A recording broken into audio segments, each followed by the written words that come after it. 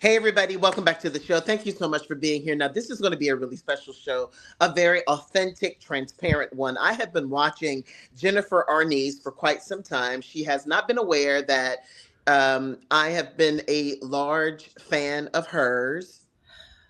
And apparently she's heard of me too, but Jennifer Arnese is the lead of the proprietor of the guru of the Black Mother Wound. And before we start, I want to also congratulate you on your Black Effect podcast honor. So Jennifer, thank you so much for being here. Thank you. My honor. You're gonna make me cry. We just turned the camera on. I'm like, I'm sitting Yes, ma'am. there. You have been so helpful, like I said, to so many, and particularly since we're leading up to Mother's Day. This is one of those topics that I think is incredibly sensitive, but I know that there are a lot of women who are out there who this will help and bless. So, first of all, let's talk about what is the Black Mother Wound. I guess first I will talk about what a mother wound is because the term has become more popular in social media and it's kind of been co-opted and people are going to make it what they want it to be. A mother wound is a gender-based generational trauma passed from the mother to the daughter, and it is caused by the patriarchy, and it shows up in the ways where a woman has been robbed of her autonomy basically because she has a vagina. She is less than human. It is a dehumanization, right? And then the mother passes that down to her daughter because she has to teach her the survival skills, right?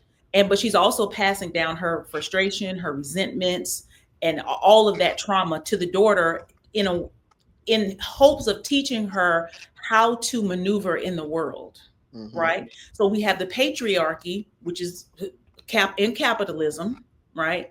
And the Black mother wound is where the patriarchy and systematic racial oppression intersect. So now we have not only the trauma of being a woman, but also the trauma of being Black, the trauma of Jim Crow, the trauma of chattel slavery, how that has informed a woman about who she is Hmm.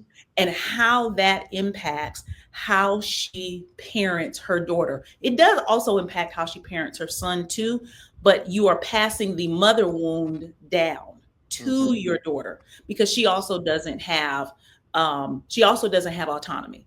And I Hmm. also like to let people know it's a spectrum. It doesn't mean you have a terrible relationship with your mother. My audience is for women who I say are who are in triage. They're in the emergency room. Like there's an acute pain, an acute toxicity and trauma around the relationship with the mother. But if as far as I'm concerned, all Black women have a mother wound, right? Because you can't get out of patriarchy or racism. But you can have a close relationship with your mother and y'all talk often and you trust her and she loves you and y'all kiki, but her lack of autonomy has been passed down to you. That is the wound. So Hmm. I don't know how to make that definition any shorter. No, that's good. That's good stuff. I think it's good to have context. So Yes. now let's talk about how difficult Mother's Day can be for women who, outside of the definition, but who have toxic, combative, Mhm. hurt, Estranged. estranged, hurtful relationships with their mother. But in some cases, they show the picture of, we're so close. Oh, we love each other. Happy Mother's Day. Da, da, da, da, da. They send a And then, beautiful Facebook post. yes, Right. how is managing that?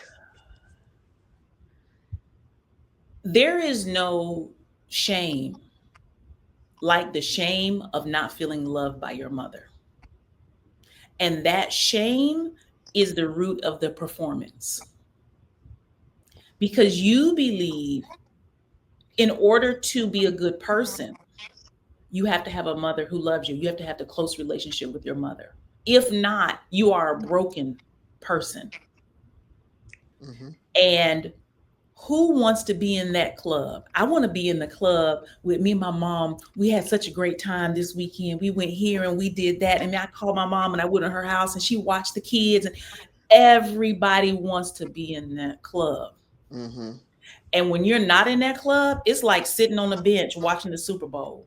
Mm-hmm. You are on the outside of life, and Mm-hmm. it's crushing, you know? So how do you even, you're not even admitting what's happening in your real life. So on Mother's Day, you have to, but you're probably also performing in other ways, right?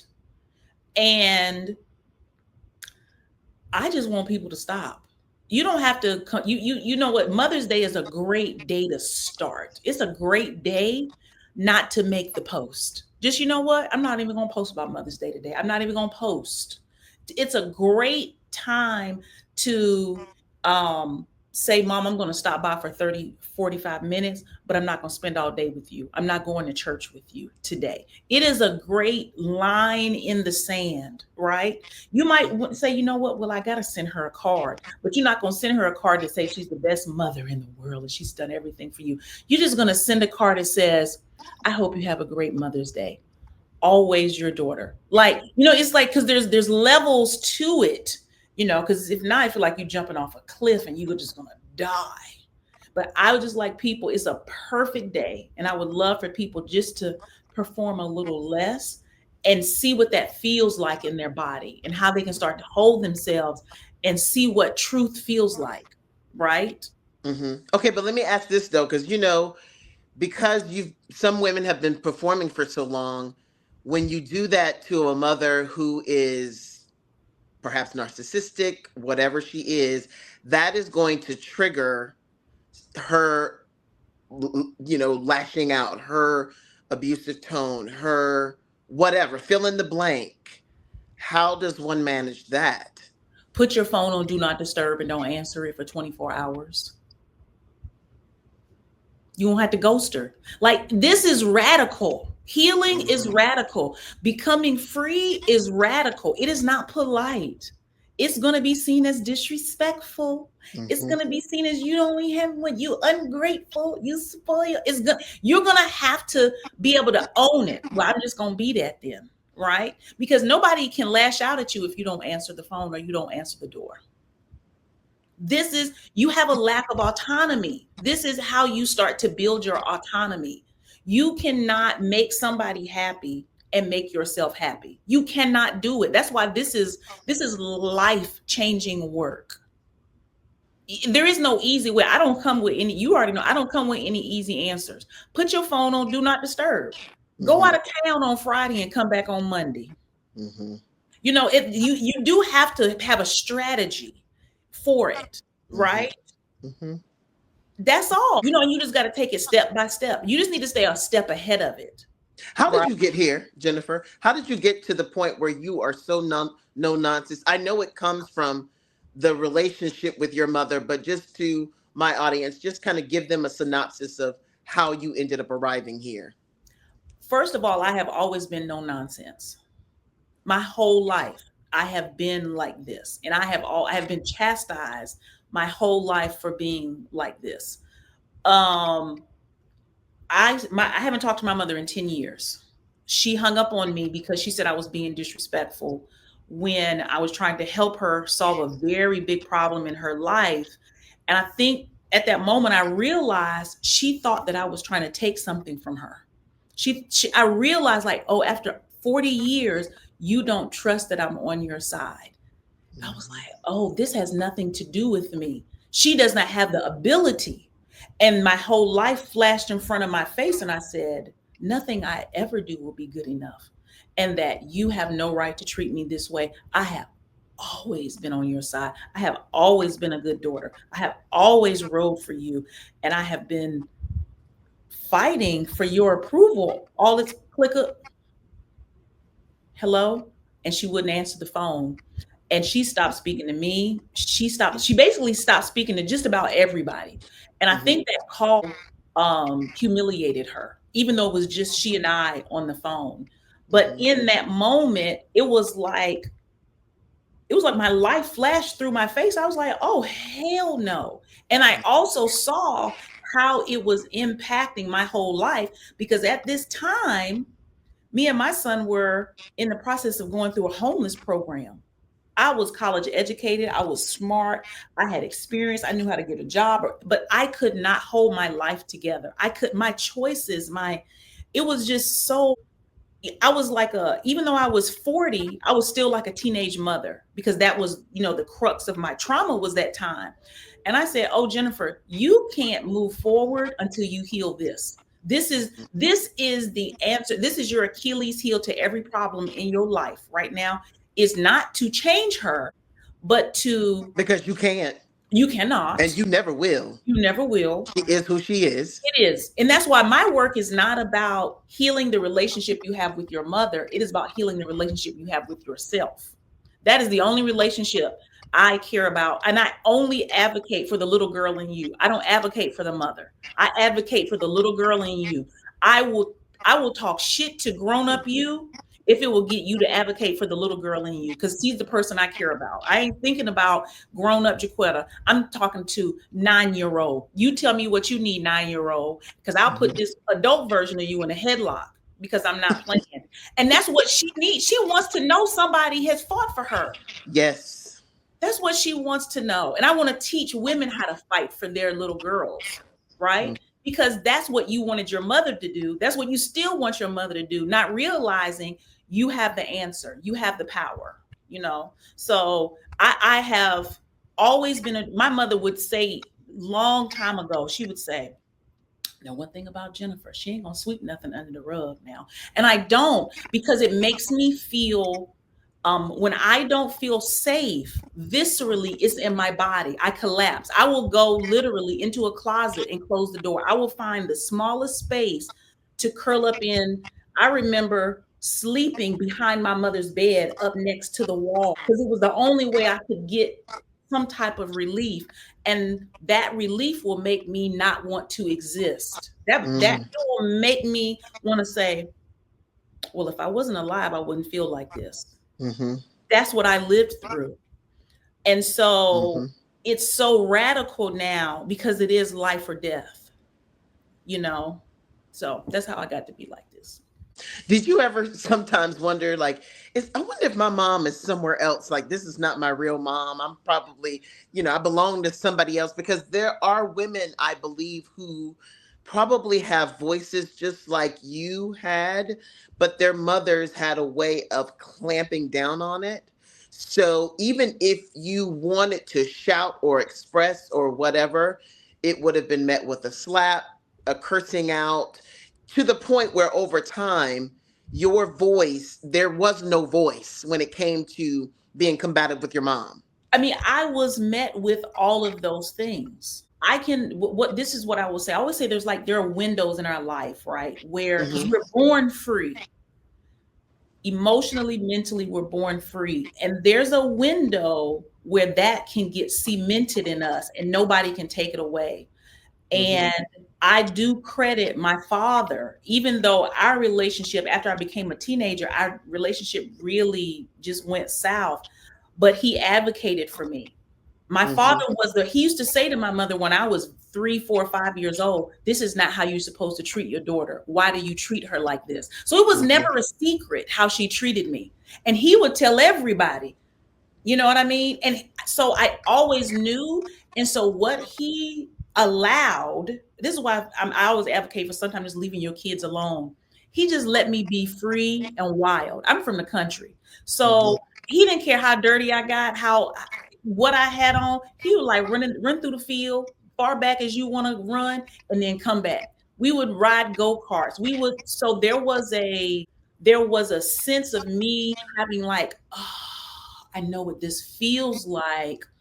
And I had someone who protected that feeling for me. Because my mother, when they got divorced, my mother left and she didn't take her kids with her.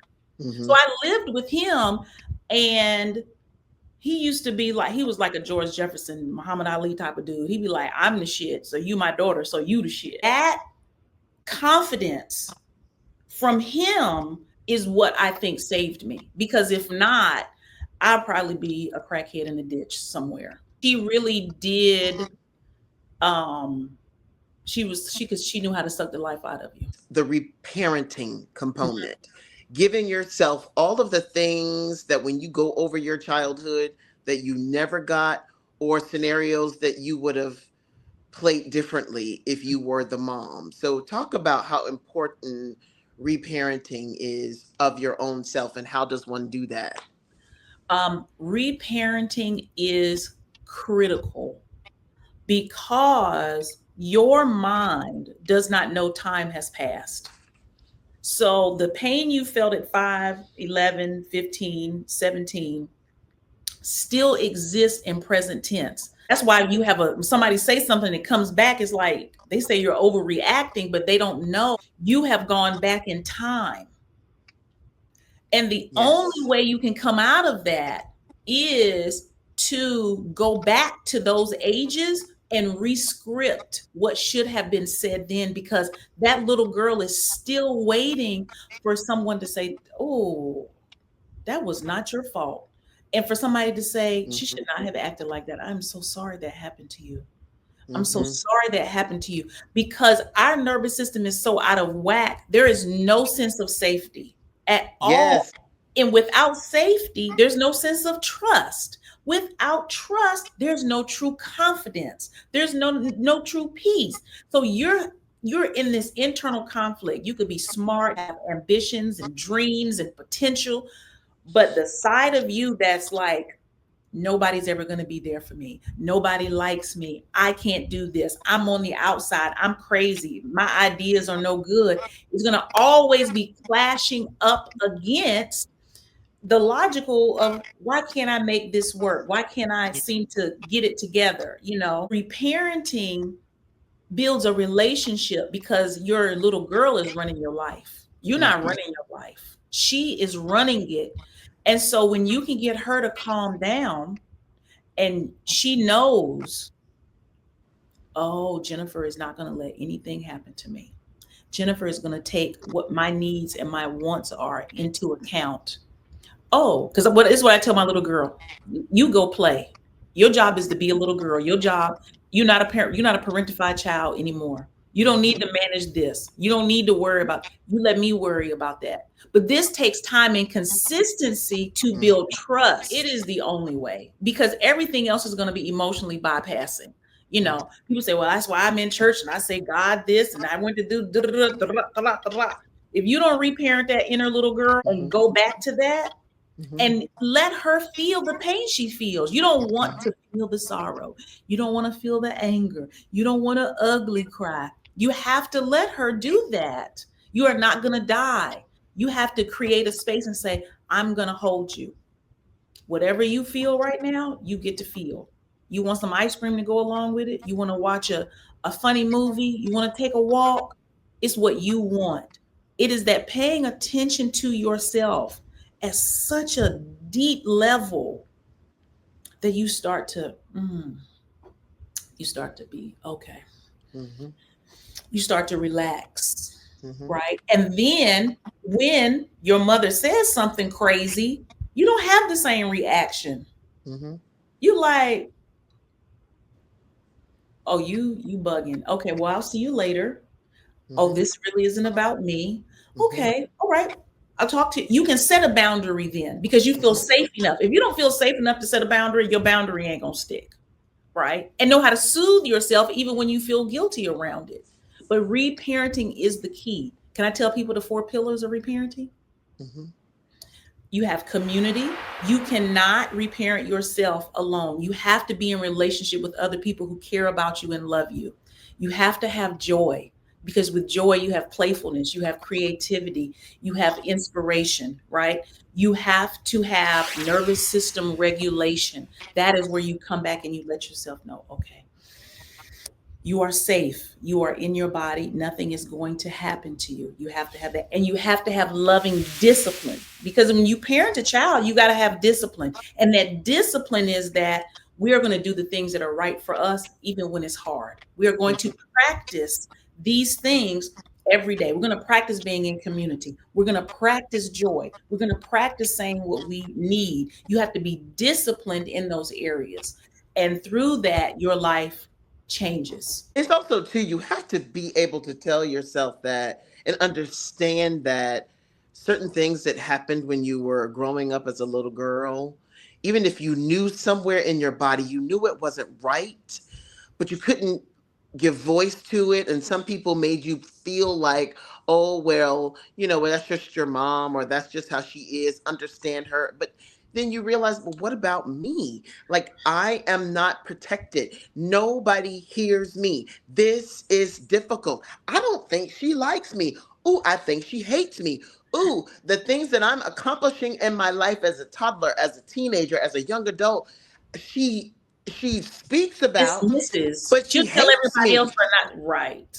But she hates me. It's almost like I'm a representation of what she did not do, Yeah. could not do, but she birthed me, so she feels like she has some level of ownership of it. So Right. it's hers too. Let me give you some context to that, right? And this is why I talk about this from a space of generational trauma, patriarchy, and systematic racial oppression, because and how you lack autonomy. Because if you think about it, I use my mother as an example. My mother was born in 1946. The brilliance that we are right now, women were that brilliant in the 40s, in the 20s. So think of how you have been able to express your brilliance, and you have been able to have opportunities for that brilliance, right? Mm-hmm. And the choices that you have, Mm-hmm.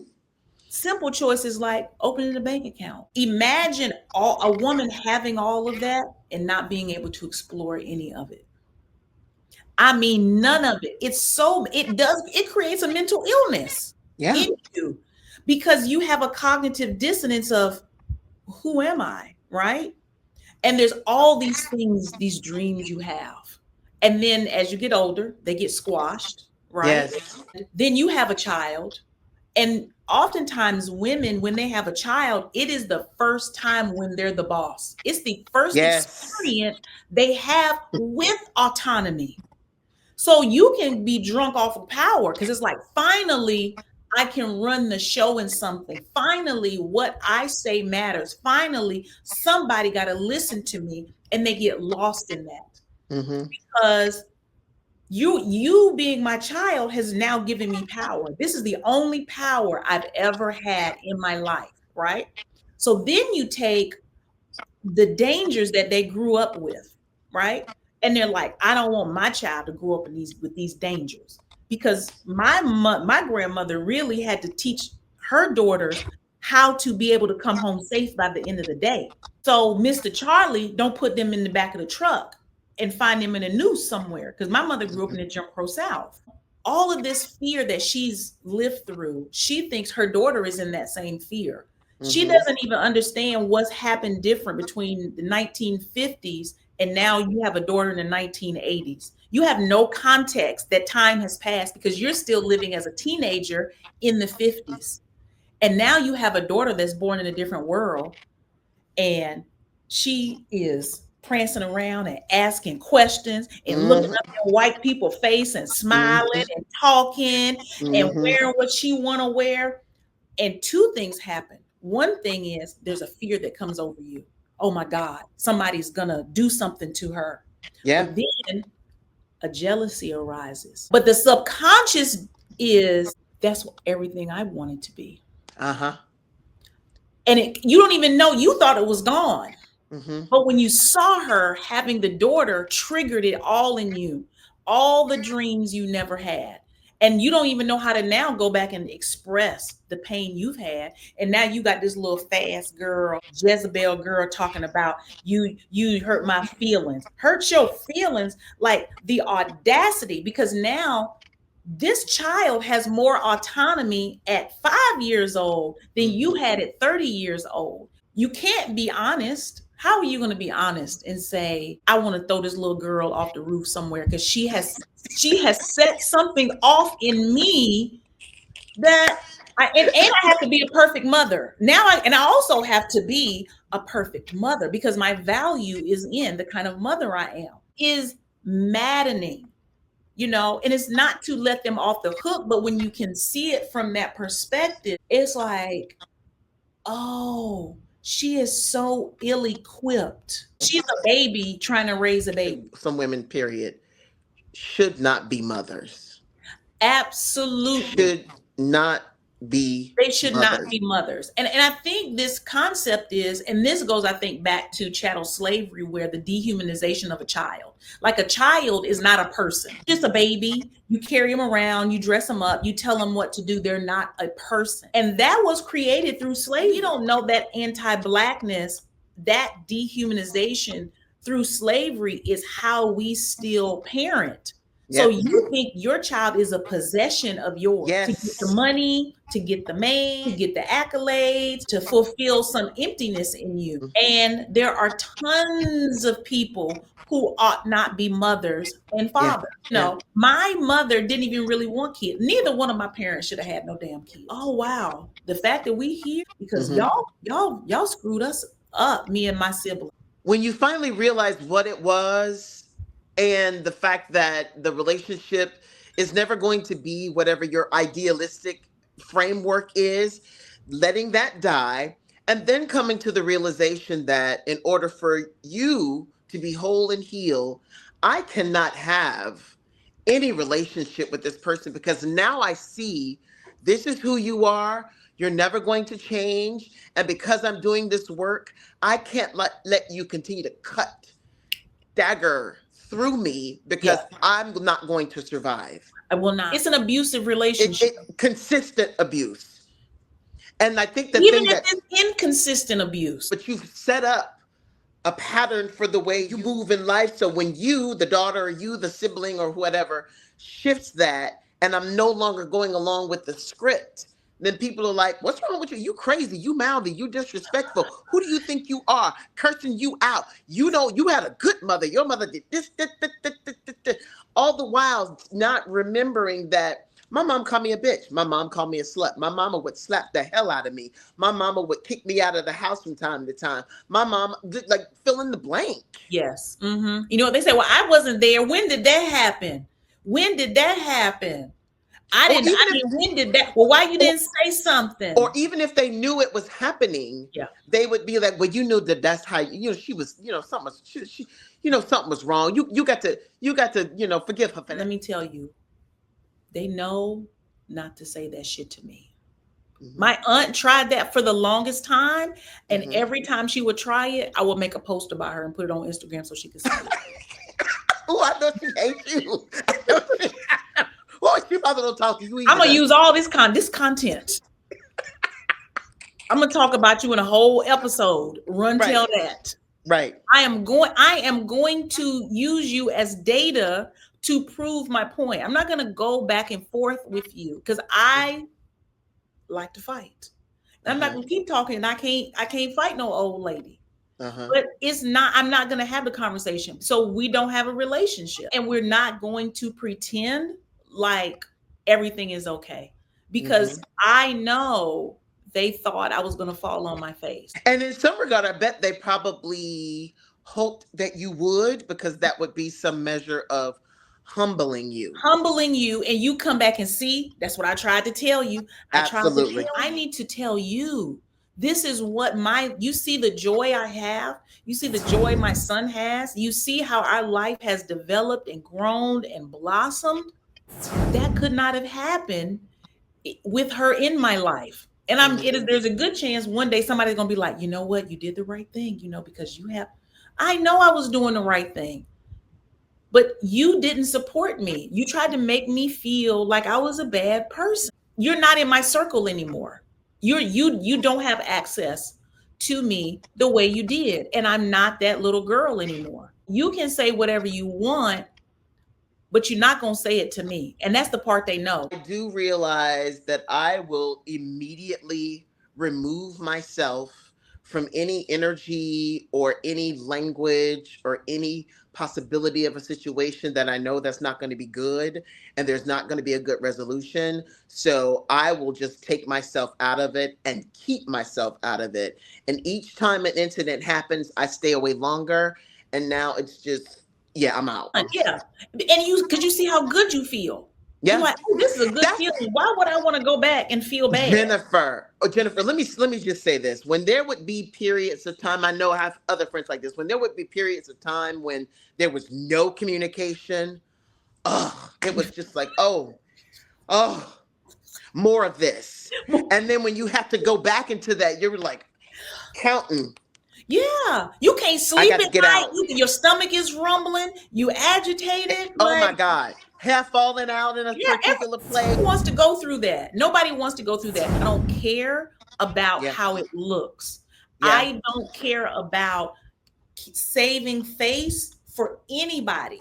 I don't care Mhm. about that. Yeah. Pretending, particularly the older you get, and when you really do that self work, pretending is something that you can no longer do.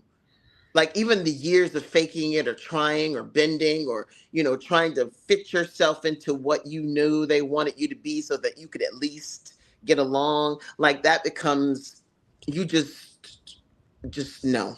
I can't even try to fit into pants no more. I'll give me a fit into nothing that's uncomfortable. Yeah. I think it's important, critical for women to do this work and healing from their mother wound is it will change how they relate to other people in their life because Absolutely. you are doing the same foolishness in your other friendships and relationships. There is something about the mother wound, particularly with Black women, when it comes to love and knowing that you don't have unconditional love. Mhm. Sometimes your love is based on conditions. Your love is based on performance. It's Your love transactional. is transactional. All of those things also build up in the child where you don't know if you know what love is, so you got to redo that. You weren't really raised in a way that you believe that you should have been, so you got to reparent yourself. You don't know how you're relating to men either too, because here's the thing. You were lucky, at least you had a father figure in your life. I did not at all. Like my father was the only reason why I'm here is because he provided something that I can be here. That's the Mhm. extent of our relationship. And I give my mom credit for having to raise me on her own, but I also used to get such flack about it because she would say things like, "You don't ever need to have children because you don't know how hard it is raising a child by yourself." Now, here's the thing. I was not a hard child to raise. I made good grades. I did everything I was told to do. I looked the way I was supposed to do. I smiled when I was supposed to. I shut up when I was supposed to. I did the thing. And yet, and still, you want to say that I was a burden to bear and to raise. And finally, one day, I had enough in me to say this was years that I heard it over and over and over to the point where I was like, and you were not a easy mother to be raised by. I Mhm. was like, I wish that there was a time whenever you lay down with my father that you either did not lay down with him or you made another decision to end the pregnancy because that's how hard this was for me too. Mhm. You said that to her? I said it to her. Ooh. And I was met with silence, and I thought, like, oh Lord, I'm about to get slapped, or oh Lord, she's about to. She said nothing for the first time. And then the other thing was, my mother never apologized. I don't care. She could come in my house and revamp my whole house, throw away things that I wanted, but she's here so she could do it. And I was like, you have no respect for my place. But if I came to your house and moved a pin from Right. here to there, you would have so much to say about it. Like I would be berated. All I wanted you to do was say that you were sorry because you act like you were perfect and you were not. You were Right. not. Why? You know what I mean? She didn't get it. This love is through, because of that, that's what made you stronger. Like it really is a Hmm. gift. You know what I mean? But it's Yeah. also like, why would I have been perfect? You didn't deserve perfect, because perfect would have been too much. This whole concept of Black parenting, when you can give too much, you'll ruin a child. My Yeah. mother used to say, you don't want, because I told her at one time, I said, I want to be spoiled. Like this little girl that I used to go to after school with. She was like, you don't want to be spoiled because don't nobody want nothing that's spoiled. Look in the refrigerator. You don't want nothing spoiled. And the concept of loving, caring, nurturing to them would ruin you. So it's almost that smile is like, well, I did my job then, because you need to know hardship in this life. That's what you need to know. And Yeah. it's all you can call it is mental illness. You know what I mean? I don't think there's a Yeah. data Yeah. for that has been done on how trauma can skew the mind so much and make you mad because you're so high functioning. I have a house, I pay my Yeah. bills. I go to work, I Yeah. retired from my job, I go to church every Sunday. So nothing can be wrong with me, Hmm. but it's all a mask. It's funny how I grew up ended up helping in the job, the career that I took as a television anchor reporter, because of course I would go places, people would call me, nigga, bitch, hut, No, they you know, wouldn't. just curse me slap out. Baby, that thing would just run over me like you said, hey girl, because it had no weight, because I knew that language. I knew somebody Mhm. saying or calling me out my name. And even as a child, which I thank God for it, I believe God gave this to me. When I would hear certain things that I would be called, in my head, I was like, no, I'm not. That is not who I Mm. am. Like, I had to look up. I remember being called a bitch, slut, and a whore, to the point where it drove me to a dictionary, and I read the definition of it, and I was like, oh yeah, Yeah. that's not who I am. Which made me inquisitive, which made me gather information, which made me turn into a I just want journalist. to say this. Because remember when I went back and I said there's a window of development where the real part of you gets cemented and nobody can take it away?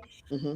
Do you have that? I want you to go back and be like, what was it? Was it a teacher? It was something that allowed you to have a sense of self, Hmm.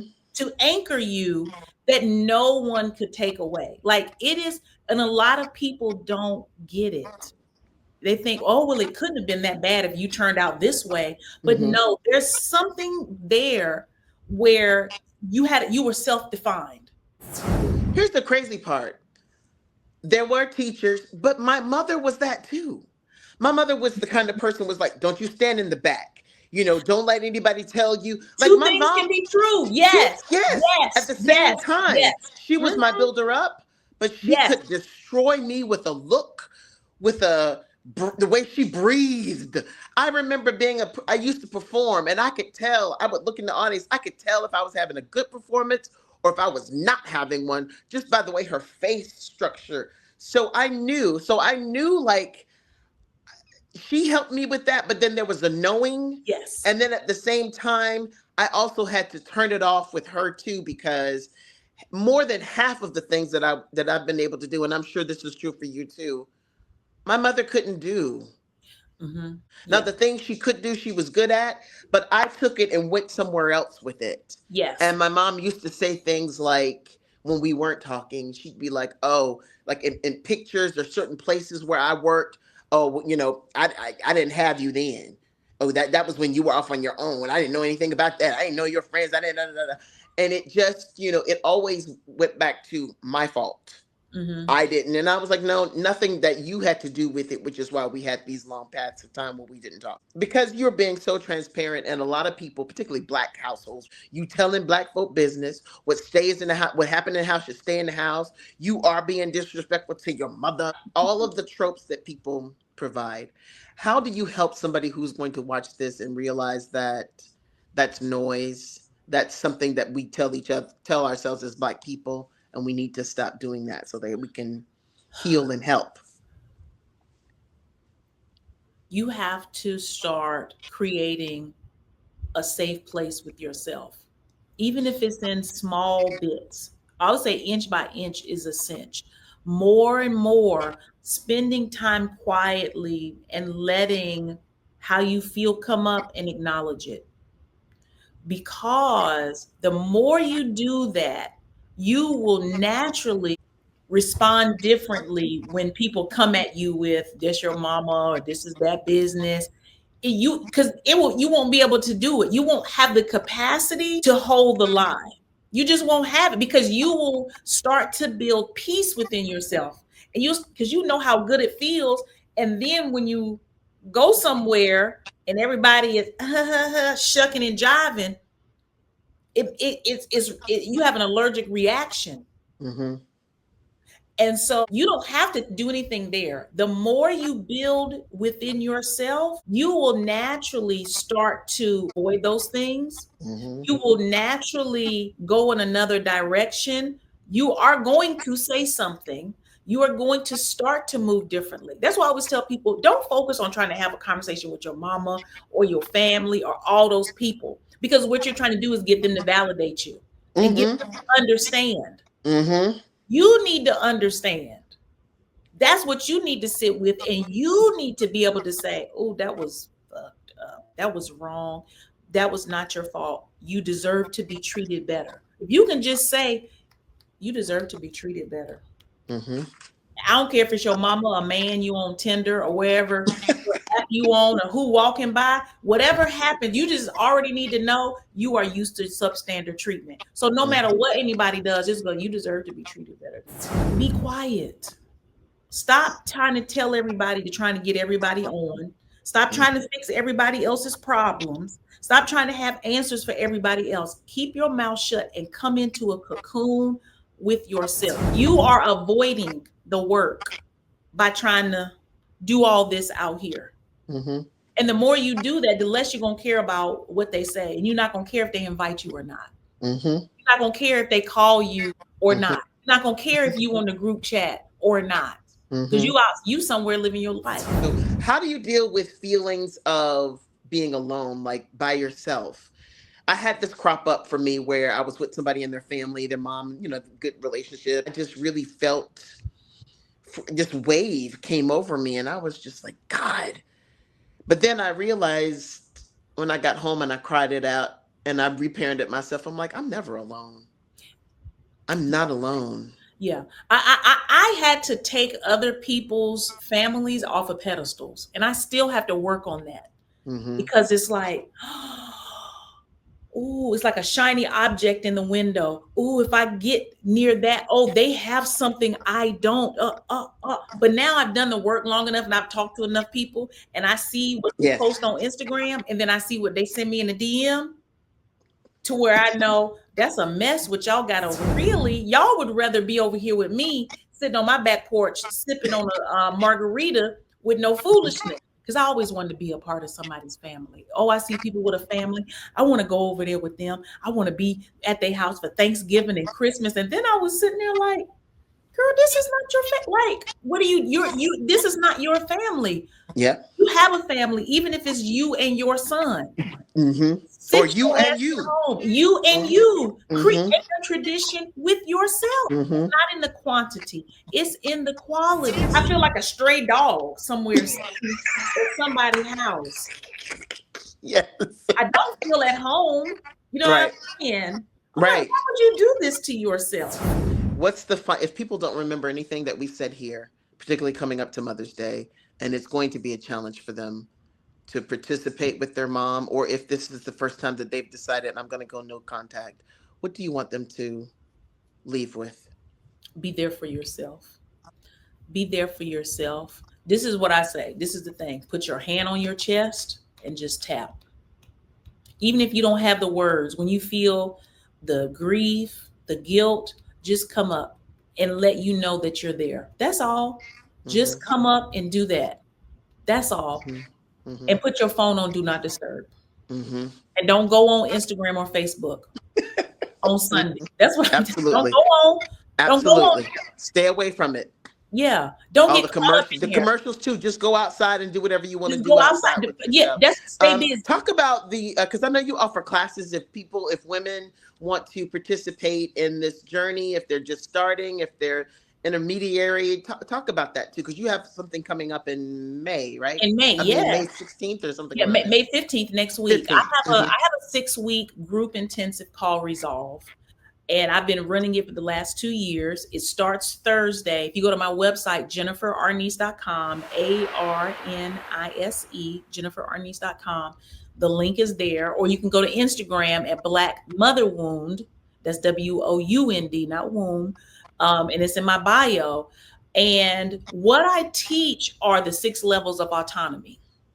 And through those 6 levels of autonomy, coupled with reparenting, it is a powerful mother wound healing framework, right? From feeling safe to having confidence to knowing how to feel your feelings, to knowing how to create an atmosphere for love in yourself, to knowing how to use your voice and how to trust your intuition. All of this is a master class in reparenting, because I am the big sister and the Mhm. mama of the group. And it's so amazing because most women come in there feeling like they've never been understood, nobody understands them, and they don't have anybody. And the way they mesh together and the way they show up for each other, and the way it's like, oh, I felt the same way. Oh, I Mhm. went through that. The validation in the group, you can say anything. We're not Mhm. talking about, well, you got to be respectful how you say Yes, it. right. You can Mhm. finally be honest and Mhm. be in a space where people can understand. It's chef's kiss. It's Yes, so, Lord. so good. Yes. And I do also, there's some people who like, they're not ready for a group. They want to do one-on-one. So I have a package of 4 sessions where we take you through a custom strategy of all of that healing as well. And you can find all that on the website. Well, Jennifer, thank you so much for being here. I wanted to say hats off to the women who have amazing relationships with their mother. God bless you. And to the women who do not, who are learning how to have wonderful relationships with themselves. God bless you too.